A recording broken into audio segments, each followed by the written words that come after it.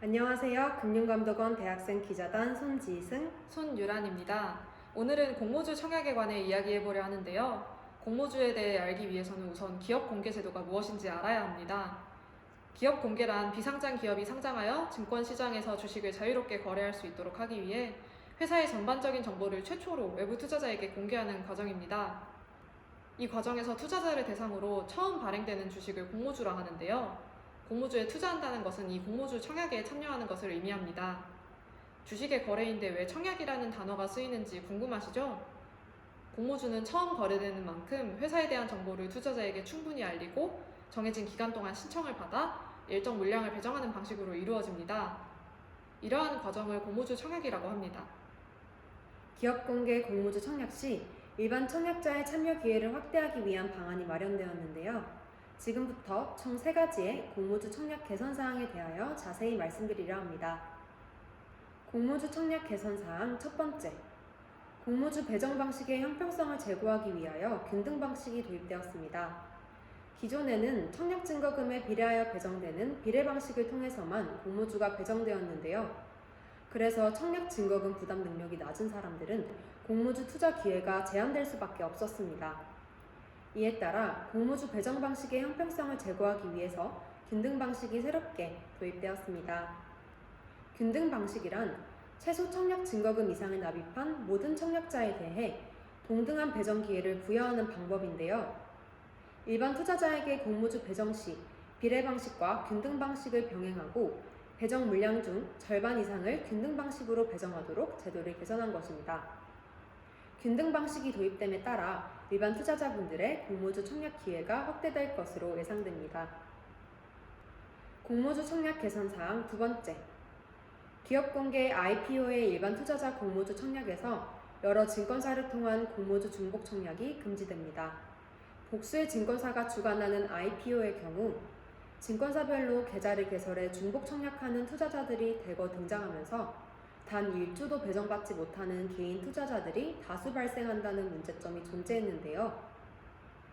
중복 청약 금지는 이러한 문제점을 개선하기 위한 것으로 지난 6월 20일 이후 증권신고서 제출분부터 적용되기 시작했습니다. 이를 위해 증권사들은 한국증권금융시스템의 전산 시스템을 이용하여 중복 청약 여부를 확인하게 되는데요. 만약 중복 청약 사실이 확인되는 경우 공모주가 중복 배정되지 않도록 하여 보다 많은 투자자들이 IPO 공모주 배정 기회를 가질 수 있게 되었습니다. 공모주 청약 개선 사항 세 번째, 2021년 7월 1일부터 기관 투자자의 공모주 의무보유 확약 현황이 보다 상세히 공시됩니다.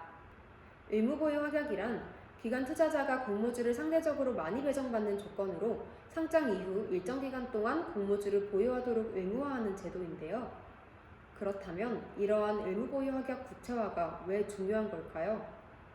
상장 초기 의무보유 확약 기간이 종료되고 나면 기관 투자자가 해당 물량을 대량으로 매도할 수 있으며 이는 주가 하락 요인으로 작용할 수 있기 때문입니다.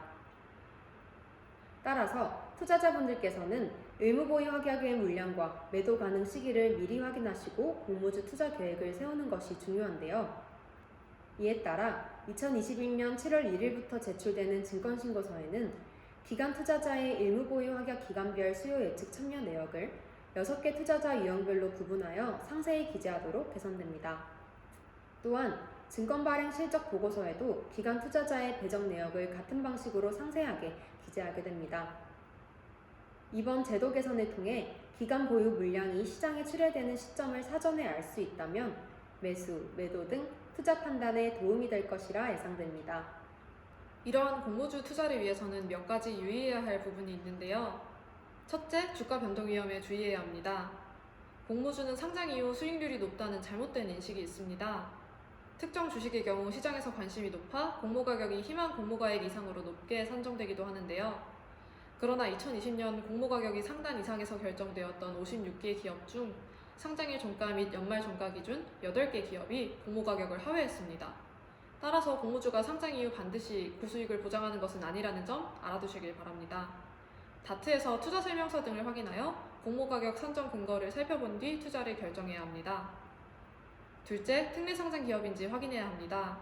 우리나라는 수익성 기준은 충족되지 않더라도 성장성을 인정받으면 특별히 상장을 허용하는 특례상장 제도를 시행하고 있습니다. 최근 특례상장 제도를 이용해 상장하는 기업이 증가하고 있는데요. 적자 기업도 이러한 특례상장 기업으로 상장이 가능하기 때문에 상장 이후 단기간 내에 이익이 발생하지 않을 수도 있다는 점 알아두셔야 합니다. 특례상장 기업의 경우 특례상장 유형과 적용 조건 등을 확인한 뒤 투자를 결정하셔야 합니다. 셋째, 기관 의무부유 수량과 기간을 확인해야 합니다. 앞서 설명했듯이 일반 투자자에 비해 기관 투자자의 경우 보유 수량이 많아 기관 투자자의 매도가 주가에 영향을 미칠 수 있으므로 투자를 위해서는 의무부유 수량과 기간을 확인할 필요가 있습니다. 각 기업별 증권신고서에서 확인할 수 있으니 투자하실 때 반드시 참고하세요.